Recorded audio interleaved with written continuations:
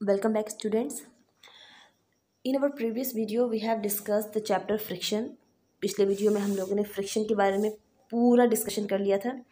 And now I am here with the 10 most important questions from the chapter friction which are more likely to be asked in your coming examination. 10 बहुत important questions जो friction chapter से आने ही आने होते, बहुत important questions है. सो let's सी. सबसे पहले सबसे इजी क्वेश्चन है आपका. फ्रिक्शन क्या है? फो, फ्रेंड या फिर बोथ. फो का मतलब क्या होता है? दुश्मन. फ्रेंड का मतलब आपको पता है, और बोथ का मतलब दोनों. तो हमें ये देखना है कि फ्रिक्शन पहली चीज़ क्या होता है. मैंने आपको प्रीवियस वीडियो में बताया था कि फ्रिक्शन का मतलब होता है कि किसी भी मोशन को अपोज करने वाला फोर्स जो होता है उसे हम फ्रिक्शन कहते हैं. आप चल रहे होते हो तो आपके ऊपर जो सरफेस अपोजिट फोर्स लगा रही होती है, that force is known as friction. ठीक है. सो हमारे लिए वॉकिंग तो बहुत इंपॉर्टेंट है, तो ठीक है, फ्रेंड होता है. बट कभी कभी क्या होता है कि फ्रिक्शन की वजह से हमारा नुकसान भी हो जाता है. जैसे फॉर एग्जाम्पल, अगर कोई मशीन है, वर्क कर रही है, और उसके बीच में दो पार्ट्स ऐसे हैं जो फ्रिक्शन की वजह से आपस में लड़ रहे हैं, तो उससे हमारी मशीन को नुकसान भी होता है. दैट मीन्स कि ये फो भी है. So the option C will be the answer which is both. So that means ये जो फ्रिक्शन है हमारा, दैट इज फो यानी दुश्मन भी है और फ्रेंड भी है. हमारे लिए फ़ायदेमंद भी है, हमारे लिए नुकसानदायक भी है. ठीक है. Now the next question is friction is a non contact force, contact force, electrostatic.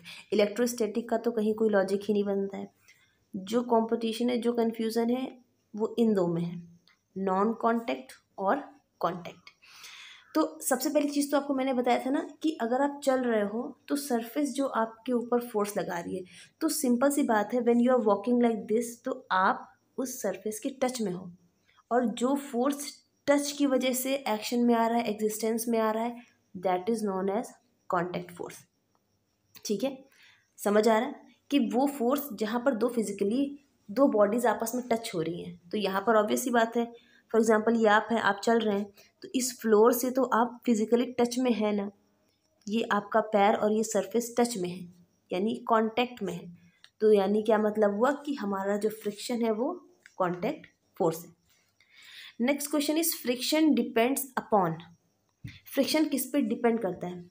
सबसे पहले तो लिखा हुआ है इवेननेस. इवेननेस का मतलब होता है कि किसी भी सरफेस की स्मूथनेस. तो फ्रिक्शन तो स्मूथनेस पे से कोई मतलब नहीं निकल रहा है इसका. इरेगुलरिटीज़, हाँ ये हो सकता है, इरेगुलरिटीज़ पे डिपेंड करता है. अगर ज़्यादा इरेगुलरिटीज़ होंगी तो सरफेस गड़बड़ होगी. लेकिन अनइवननेस का भी इसी लॉजिक में हम सही कह सकते हैं कि सरफेस स्मूथ होगी तो फ्रिक्शन कम होगा. But more appropriate option is here nature of the substance. आप सिर्फ इरेगुलरिटी बोलोगे तो भी गलत हो जाएगा, इवननेस बोलोगे तो भी गलत हो जाएगा, क्योंकि nature of the surface and mass of the object are the two things on which frictional force depends. कैसे? इस तरीके से कि आप ये कह सकते हैं, जब भी कोई भी सरफेस पे कोई भी ऑब्जेक्ट चल रहा है, तो उस सरफेस का टेक्सचर कैसा है, वो सरफेस कैसी है. अगर सरफेस ग्रूव्ड है, यानी इरेगुलरिटीज़ प्रेजेंट है, कि वो सरफेस जिस पे चल रहे हैं वो स्मूथ है, कैसी सरफेस है, इस पे डिपेंड करेगा कि फ्रिक्शनल फोर्स ज़्यादा होगा या कम होगा. ठीक है. अगर हमारी इरेगुलरिटीज ज़्यादा है तो हमारा फ्रिक्शन फोर्स क्या होगा? ज़्यादा होगा. अगर सरफेस स्मूथ है तो फ्रिक्शनल फोर्स कम लगेगा. ठीक. दूसरी चीज़ जिस पे डिपेंड करता है which is mass of the object. अगर आपसे कहा जाए किसी भी सरफेस पर 5 kg को आपको स्लाइड कराना है, you can do it easily. बहुत आसानी से आप उसको स्लाइड करा दोगे, इस सरफेस के ऊपर घसीट लोगे इस तरफ. ठीक है. वही अगर मैं कह दूं कि ये सब्सटेंस आपका 50 kg का है, अगर मैं आपसे कह दूं कि ये सब्सटेंस जो है वो 50 kg का हो गया है, अब आपको इसको इस तरफ ले जाने में you have to do lot of work. आपको बहुत मेहनत करनी पड़ेगी. दैट मीन्स कि अब इस सरफेस पर फ्रिक्शन इसके मास की वजह से बढ़ गया है. ठीक है. दैट मीन्स कि हमारा जो फ्रिक्शन है वो डिपेंड करता है कि कैसा नेचर है किसी भी सब्सटेंस का, और उसका वजन यानी उसका मास कितना है. ठीक है. Hopefully it is clear to you. Next is lubrication of the moving surface. सबसे पहले तो मैं आपको ये बता दूं, क्लियर कर दूं कि व्हाट इज़ ल्यूब्रिकेशन।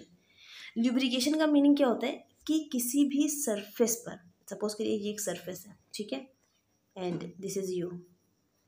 इस सरफेस पे अगर आप चल रहे हो, ठीक है, और मैंने इस पर क्या किया है, मैंने इस पर ल्यूब्रिकेंट अप्लाई कर दिया।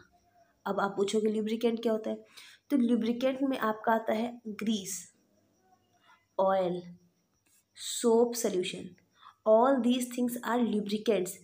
अब ल्यूब्रिकेंट्स करते क्या हैं, ल्यूब्रिकेंट्स क्या करते हैं कि इस सरफेस और आपके पैर के बीच में आ जाता है, ठीक है। पहले आपकी पैर ये था, ठीक है, और ये सरफेस थी। Now lubricant is present between both of you. तो अब क्या होगा कि आपकी सरफेस से तो कोई टच नहीं रहा, इसके बीच में या तो हम ग्रीस डाल देंगे, या तो ऑयल डाल देंगे, या फिर सोप डाल देंगे। इससे क्या होगा कि जो हमारा फ्रिक्शन होगा वो रिड्यूस हो जाएगा। यानी अब हम पे जो सरफेस कांटेक्ट लगा रही होगी, अपोजिट फोर्स लगा रही होगी, वो नहीं लगा पाएगी, कम लगा पाएगी। इसीलिए आपने देखा होगा कि जब भी आप किसी ऐसी सरफेस पे चल रहे होते हो जिस पे ऑयल लगा हो या सोप सोल्यूशन हो, या सिंपली अगर वाटर भी पड़ा होता है, तो आपको ऐसा लगता है कि यहाँ पर चलने में दिक्कत आ रही है। क्यों? क्योंकि सरफेस के बीच में और आपके बीच में वाटर आ गया है। दैट मीन्स ल्यूब्रिकेंट आ गया है, जिसने आपके फोर्स ऑफ फ्रिक्शन को ख़त्म कर दिया है, ठीक है। इसीलिए जब आप टाइल्स वगैरह पर चलते हो तो आपको जब सरफेस स्मूथ होती है तो फ्रिक्शन कम होता है, हमें पता है। तो जब सरफेस स्मूथ है, इसका मतलब क्या है कि हमें फ्रिक्शन नहीं लग पा रहा है, हमारे शूज़ के ऊपर जो फ्रिक्शन लगता है सरफेस का, वो नहीं लग पा रहा है। जिसका रीज़न क्या है कि अब हमारा जो फ्रिक्शन होगा वो कम हो जाएगा। कई बार आपने देखा होगा कि आप स्लिप भी हो जाते हैं बिकॉज ऑफ फ्रिक्शन। जब वो कम हो जाएगा तो आप आसानी से स्लिप कर जाएंगे, ठीक है। Now next is rolling friction. Rolling friction is always less than, इसमें तो कोई बात ही नहीं है क्योंकि रोलिंग फ्रिक्शन तो लीस्ट है, तो इसमें तो बोथ ऑप्शन ही आना है। अब क्यों लीस्ट है, ये सब आप फिर से हम लोग पीछे चलते हैं जहाँ पे हमने आपसे बात करी थी कि किस पे डिपेंड करता है। सबसे पहले बात करते हैं डिपेंड किस चीज़ पर करता है। सपोज करिए ये एक सरफेस है, all the time I am trying to give you some examples by the surface. मैं आपको सारी चीज़ें एक एग्जाम्पल से बताने की कोशिश कर रही हूँ ताकि आपके दिमाग में वो चीज़ फीड हो जाए, ठीक है। समहाउ आपके दिमाग में अगर वो चीज़ बैठ गई तो वो लाइफ टाइम रहने वाली है, ठीक है। देखिए अगर ये कोई सरफेस इस तरीके की है तो आपको स्लाइड करना पड़ेगा, और इसका जो एरिया ऑफ कांटेक्ट है वो इतना है, ठीक है। यू कैन सी ये सरफेस है, ये इसकी सरफेस है, इतना टच में है। तो जितना ज़्यादा सरफेस सब्सटेंस के टच में होगा उतना ज़्यादा ही फोर्स लगा पाएगा। लेकिन अगर हम बात करें रोलिंग की, तो रोलिंग तो किसी राउंड सरफेस पे ही लगेगी। तो अब आप देखो कि इस सरफेस का कितना टच है, सिर्फ इतना सा माइन्यूट सा। तो जब सरफेस का टच ही इससे कम है तो ये सरफेस फोर्स भी इस पर क्या करेगी, सबसे कम लगाएगी। और तो जब सबसे कम फोर्स लग रहा है तो इसका मतलब फ्रिक्शन भी वो सबसे कम ही लगा सकती है। इसी वजह से स्लाइडिंग फ्रिक्शन, स्टैटिक फ्रिक्शन, दोनों से ही ये क्या होता है, कम होता है। That means your answer will be both, ठीक है। Rolling friction is always less than sliding and static friction. I hope it is clear to all of you. Now the next question is very smooth surface. Very smooth surface यानी ये बिल्कुल clean surface क्या experience करती है, wear and tear. Wear and tear का मतलब होता है कि नुकसान, डैमेज। तो जब सरफेस स्मूथ है, ठीक है, तो वियर एंड टीयर की ऑब्वियस सी बात है लेस होगा, क्योंकि दो चीज़ें जब आपस में फ्रिक्शन कर रही हैं और दोनों ही स्मूथ हैं तो इनके बीच में कोई वियर एंड टीयर, कोई डैमेज होना ही नहीं है। डैमेज तो तब आता है जब दो सरफेस अनइवन होती है, ये भी ऐसा ऐसा होता है, ये भी कुछ ऐसा ऐसा करके होता है, तो जब आपस में वो लड़ते तो डैमेज होता। बट जब सरफेस ही इवन है, बिल्कुल क्लीन है, बिल्कुल स्मूथ है, तो इसमें हमारा जो वियर एंड टीयर है यानी जो हमारा डैमेज है वो लीस्ट होगा, ठीक है। Now next question is fluid exert force of friction on all moving through them is called. अब हमें ये पता है कि फ्रिक्शन सिर्फ सरफेस तो नहीं लगाती है, पानी के अंदर जो एनिमल्स रह रहे हैं उनके ऊपर भी फोर्स लगता है, उनके ऊपर फ्रिक्शन लगता है। तो the friction which is applied by fluid, जो पानी के थ्रू फ्रिक्शन लगता है उसको हम क्या बोलते हैं, फ्लूइड फ्रिक्शन, ठीक है। इसी का दूसरा नाम क्या है, ड्रैग। यानी अगर आपसे क्वेश्चन ड्रैग करके आता है then you have to write this equation. अगर आपसे फ्लूइड फ्रिक्शन पूछ रहा है तो आपको ये लिखना होगा। और इन केस अगर ये क्वेश्चन आपको मिल जाता है तो आप ड्रैग और फ्रिक्शनल फोर्स में से कोई जो भी ऑप्शन अवेलेबल होगा आप उस पर टिक लगा देंगे। But in our case we are having both the options, that means both will be the right answer, ठीक है। फ्लूइड फ्रिक्शन क्या होता है, जो पानी किसी भी सब्सटेंस पर फोर्स लगाता है। इसी वजह से आपने देखा होगा कि जो आपकी बोट्स होती हैं उनका शेप कुछ इस तरीके से होता है, यानी स्ट्रीम लाइन। इस शेप को हम स्ट्रीम लाइन बोलते हैं। अब ये क्यों होता है, ये इसलिए होता है क्योंकि जो पानी है, इस पानी के अंदर आसानी से ये क्या कर सके, ट्रेवल कर सके, आसानी से ये ट्रेवल कर सके और फ्रिक्शनल फोर्स जो पानी का लग रहा है उसको ओवरकम कर सके, ठीक है। इसी शेप से आपने देखा होगा आपकी बर्ड्स भी होती हैं। बर्ड्स इसलिए होती है ताकि वो एयर के रेसिस्टेंस को या उसके फ्रिक्शन को कम कर सके। इसी से आपकी बोट भी बनी है, सेम शेप की होती है। इसी से आपके रॉकेट भी बने हुए हैं, इनका भी शेप बिल्कुल सेम होता है, ठीक है। Next, you can reduce air resistance by giving object आ, सिंपल सी बात, अभी मैंने आपको प्रीवियस क्वेश्चन में बताया है, क्या बताया है कि एयर रेसिस्टेंस को हम कैसे कम कर सकते हैं। इसको आप एक चीज़ ऐसे याद कर सकते हो कि बर्ड का एग्जांपल याद रखिए कि बर्ड की बॉडी कैसी होती है, आगे से स्ट्रीम लाइन होती है, ठीक। यानी कि बर्ड को एयर का रेसिस्टेंस कम करना है, ठीक है, क्योंकि बर्ड ही तो एयर में मूव कर रही है। दूसरा आपका रॉकेट है और एरोप्लेन्स है। सबकी ही बॉडी स्टार्टिंग में कैसी होती है, स्ट्रीम लाइन होती है, ऑफ लाइक दिस शेप। तो इसका मतलब स्ट्रीम लाइन बॉडी जो है वो एयर के रेसिस्टेंस को रिड्यूस करती है, एयर के जो फोर्स लग रही है उसको रिड्यूस करती है। Again very easy question, which is smooth surface has, smooth surface है तो फ्रिक्शन कम ही होना है, ठीक है। अ बोट और एन एरोप्लेन हैज़ पॉइंटेड और टेपरिंग फ्रंट। अभी मैंने आपको बताया कि जो आपकी बोट होती है और जो आपकी एरोप्लेन होती है उनकी जो एंड्स होते हैं वो टेपरिंग होते हैं। आपने देखा होगा उनके जो फ्रंट्स होते हैं, जो उनके हेड होते हैं वो टेपरिंग होते हैं। आपको इसका रीज़न पता है, to reduce the friction of fluid, ठीक। हालांकि इसमें मिस्टेक है, बोट की बात करते तो फ्लूइड ऑफ, यह तो फ्रिक्शन ठीक था, लेकिन एरोप्लेन तो फ्लूइड में नहीं हो रहा है ना।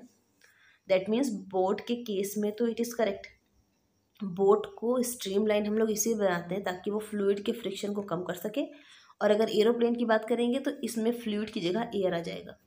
बस आप लोग ऑप्शंस में देखिएगा, अगर आपका लिखा होता है to reduce the friction of air तो एरोप्लेन वाला ऑप्शन आपका सही हो जाएगा, ठीक है। अगर नहीं भी होता है तो you can write this also, ये भी राइट है, ठीक है, कोई गलत नहीं है। यानी आपसे पूछ रहा है क्या कि उसका हेड जो होता है वो टेपरिंग क्यों होता है, यानी टेपरिंग का मतलब होता है स्ट्रीम लाइन। स्ट्रीम लाइन क्यों होता है, ताकि वो रिड्यूस कर सके, यानी जाकि वो रिड्यूस कर सके फ्रिक्शन ऑफ फ्लूइड। अगर एरोप्लेन है तो फ्रिक्शन ऑफ एयर को रिड्यूस करेगा, उसके रेसिस्टेंस को कम करेगा। अगर वो एरोप्लेन है तो वो आपका पानी का, सॉरी अगर बोट है तो पानी का फ्रिक्शन कम करेगा, ठीक है। Now the last question which is I think very important and इसमें मिस्टेक्स भी और कन्फ्यूजन्स काफ़ी रहती है। लिखा हुआ है 4 childrens were asked to arrange forces. 4 बच्चों से कहा गया है कि वो फोर्सेस को अरेंज करें। कैसे फोर्सेस को अरेंज करना है, रोलिंग फ्रिक्शन को, स्टैटिक फ्रिक्शन को और स्लाइडिंग फ्रिक्शन को। अगर आपने स्टार्टिंग से मेरी बात ध्यान से सुनी होगी then you will be able to give this answer completely correctly, ठीक है, बिल्कुल सही से आप आंसर दे दोगे। कह रहा है कि आपको अरेंज करना है इनको इंक्रीजिंग ऑर्डर में। इंक्रीजिंग ऑर्डर का मतलब क्या होता है, बढ़ते हुए क्रम में, सबसे पहले सबसे छोटा, उसके बाद उससे बड़ा, उसके बाद सबसे बड़ा, ठीक है। This is how you have to answer this question. So let's see the option. सबसे पहले आपसे कह रहा है sliding, static and rolling. Sliding, static and rolling नहीं, क्यों, क्योंकि स्लाइडिंग तो रोलिंग से कम ज़्यादा होता है, रोलिंग सबसे कम होता है। यानी जब रोलिंग लीस्ट होता है तो हम उस ऑप्शन पे जाएंगे जहाँ पे रोलिंग फर्स्ट में है। तो दिस इज़ द ऑप्शन, एक ही ऑप्शन हमारे पास है। रोलिंग सबसे कम होता है, स्लाइडिंग उससे ज़्यादा होता है और स्टैटिक सबसे ज़्यादा होता है, ठीक है। तो इन फ्यूचर अगर इनमें से कोई भी क्वेश्चन आता है और आपको कंफ्यूज करने की कोशिश करता है तो सबसे पहले आप एक चीज़ ध्यान रखिएगा कि सबसे लीस्ट किसका है। अगर आपके पास लीस्ट का ऑप्शन है तो आपके लिए ऑप्शंस जो बाकी होंगे उनका तो कोई चांस नहीं होगा। आप ये दो ऑप्शन ऐसे कट कर सकते हो ना। आपको साफ साफ पता चल जाएगा कि स्लाइडिंग का सबसे कम होता है। दैट मीन्स कि sliding would be at the first increasing order में, ठीक है। I think everything is clear to all of you. I tried my best to explain each and every question with needed explanation. So if you like it, don't forget to subscribe and like this video. Thank you.